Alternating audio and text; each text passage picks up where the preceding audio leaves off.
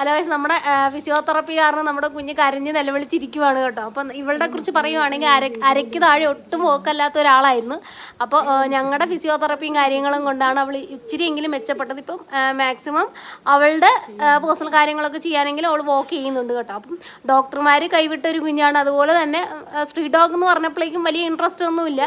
അപ്പോൾ അവർ പറഞ്ഞു ഈ ബോഡി ഡിഫക്റ്റ് ആയത് കാരണം വലിയ ഇമ്പ്രൂവ്മെൻറ്റ്സ് ഒന്നും കാണത്തില്ല, നിങ്ങൾക്ക് ഇഷ്ടമുള്ളത് ചെയ്തോളൂ എന്ന് പറഞ്ഞ് കുറച്ച് സപ്ലിമെൻറ്റ്സും കാര്യങ്ങളൊക്കെ തന്നു അയച്ചു കേട്ടോ. അത് മാത്രമാണ് അവർ തന്നേക്കണത്. ഓക്കെ, അപ്പം ഞങ്ങളാണ് വീട്ടിൽ ഫിസിയോതെറപ്പിയും കാര്യങ്ങളൊക്കെ കൊടുത്ത് കുഞ്ഞിനെ ഇത്രയെങ്കിലും നടത്തിപ്പിച്ചത് കേട്ടോ. അപ്പം കുഞ്ഞിന് ഇപ്പോഴെന്ന് പറയുമ്പോൾ സഡനായിട്ടുള്ള ക്ലൈമറ്റ് ചേഞ്ച് കുഞ്ഞിനെ അഫക്റ്റ് ആയിട്ടുണ്ട്. അത് മാത്രമല്ല, അവളിപ്പം വളർന്നു വരുന്നത് കാരണം അവൾക്ക് ബോഡി ഇച്ചിരി വെയിറ്റ് കൂടുന്നുണ്ട്, അതായത് ബാക്ക് പോർഷൻസൊക്കെ.